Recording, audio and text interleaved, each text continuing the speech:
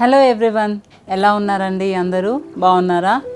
ఈరోజు నేను ఒక ముఖ్యమైన విషయం చెప్పడానికి వచ్చానండి. అదేంటంటే చలికాలం అనేది చాలా జబ్బుల కాలంగా చెప్పుకోవాల్సి ఉంటుంది. ఎందుకంటే వైరల్ ఇన్ఫెక్షన్స్, బ్యాక్టీరియల్ ఇన్ఫెక్షన్స్, అలాగే కోల్డ్స్, కాఫ్స్, ఇంకా రకరకాల వ్యాధులు అనేది వస్తూ ఉంటాయి కదండి ఈ చలికాలంలో. అంతేకాకుండా యూజువల్గా కూడా ఇమ్యూనిటీ అనేది ఈ సీజన్లో బాగా తక్కువగా ఉంటుంది.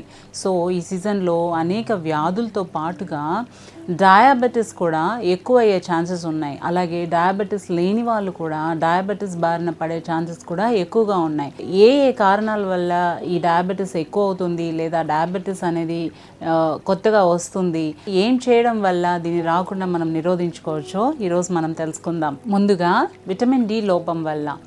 విటమిన్ డి లోపం అనేది ఎందుకు వస్తుందంటే చలికాలంలో యూజువల్గా కూడా డే టైం తక్కువగా ఉంటుందండి. అంతేకాకుండా ఎండ కూడా అంతగా రాదు. ప్లస్ డే టైం కూడా తక్కువగా ఉండడం వల్ల చాలామందికి విటమిన్ డి అనేది లోపంగా ఉంటుంది.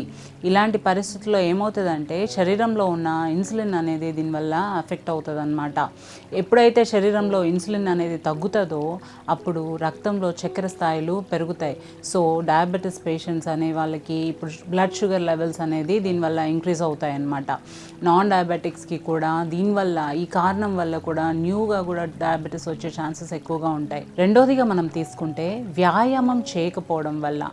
చలికాలంలో యూజువల్గా వ్యాయామం చేసే వాళ్ళు కూడా చలికాలంలో అంతగా ఎక్సర్సైజ్ కానీ వాకింగ్ కానీ చేయరు. ఎందుకంటే ఇప్పుడున్న వాతావరణం వల్ల పొద్దున్నే లేచి వాకింగ్కి వెళ్ళాలన్నా లేదా వ్యాయామం చేయాలన్నా ఇతర ఏదైనా ఎక్సర్సైజెస్ చేయాలన్నా కూడా కొంచెం భయపడుతూ ఉంటారు. ఎక్కడ ఈ మంచుకి లేచి వెళ్తే జలుబు, దగ్గు లాంటి సమస్యలు వస్తాయో అని చెప్పి మార్నింగ్ వెళ్ళడానికి కొంచెం భయపడుతూ ఉంటారనమాట. అలాంటి టైంలో ఏమవుతుంది అంటే బాడీలో చక్కెర స్థాయిలు అనేటివి పెరుగుతాయి. సో మనం ఏం చేయాలంటే మార్నింగ్ కుదరనప్పుడు అట్లీస్ట్ ఈవినింగ్ 1 అవర్ పాటు ఎక్సర్సైజ్కి కేటాయించుకోవడం వల్ల మనము డయాబెటీస్ అనేది ఎక్కువ అవ్వకుండా, బ్లడ్ షుగర్ లెవెల్స్ ఎక్కువ అవ్వకుండా, అలాగే డయాబెటీస్ కొత్తగా రాకుండా కూడా మనం ప్రివెంట్ చేసుకోవచ్చు.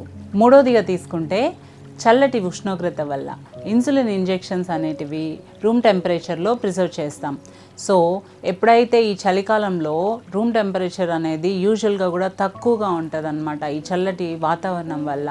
సో అలాంటప్పుడు ఈ మందులు పెద్దగా ప్రభావం చూపవు. ఇలాంటి సమయాల్లో కూడా రక్తంలో చక్కెర స్థాయిలు అనేటివి పెరుగుతాయి.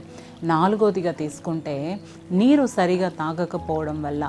ఈ చలికాలంలో పెద్దగా దాహం అనిపించదు. ప్లస్ ఈ వెదర్ వల్ల వాటర్ తీసుకోవడం కూడా అంతగా నెగ్లెక్ట్ చేస్తూ ఉంటారనమాట అందరూ.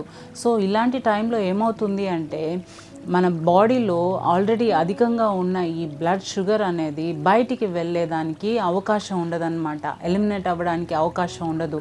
సో ఇలా వాటర్ తక్కువ తీసుకున్నప్పుడు బ్లడ్ షుగర్ లెవెల్స్ అనేటివి ఎక్కువ అవుతాయి.